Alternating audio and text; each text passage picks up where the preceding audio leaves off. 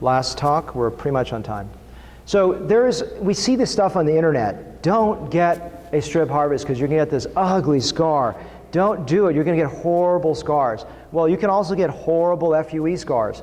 You know, nothing is scarless. And I don't like the marketing aspect of just telling someone, saying, you know, don't do this, don't do this. But it's important to understand, you know, what goes into my mind when I'm deciding on doing an FUE case? What goes in my mind when I'm thinking about going into an FUT case, which just basically means strip. I know it's not semantically a good way of describing it.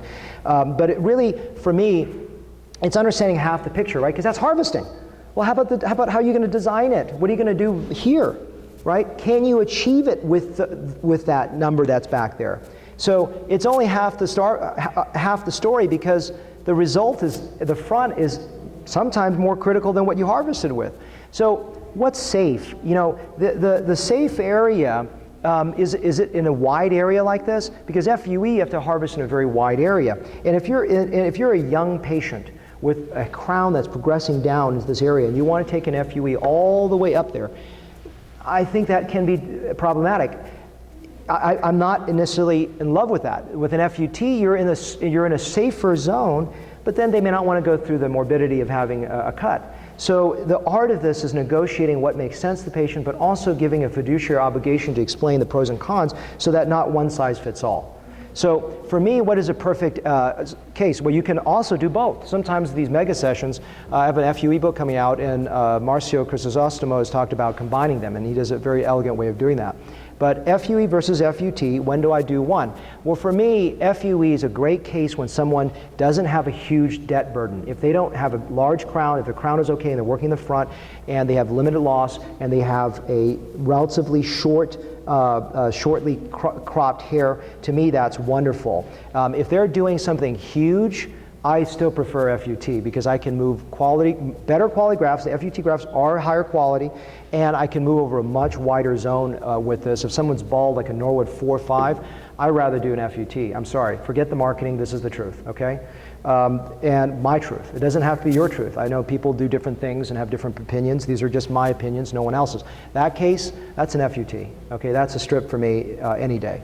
This case is an FUE case. I mean, it doesn't need anything, but with close cropped hair, you know, limited loss, whatever, I could do it. I would not do an FUT. He's gonna have a scar, okay? So that's not good. And the other thing is, the lie is that you can just shave down to nothing. You can just shave off your hair after an FUE. No, nothing is scarless, okay? When you do a hair surgery, you commit yourself in the road of hair. You do not just go, oh, and by the way, you can shave things off. These are the misunderstandings of the population out there, and it may be your misunderstanding because you may not do hair. And so that's important you understand this.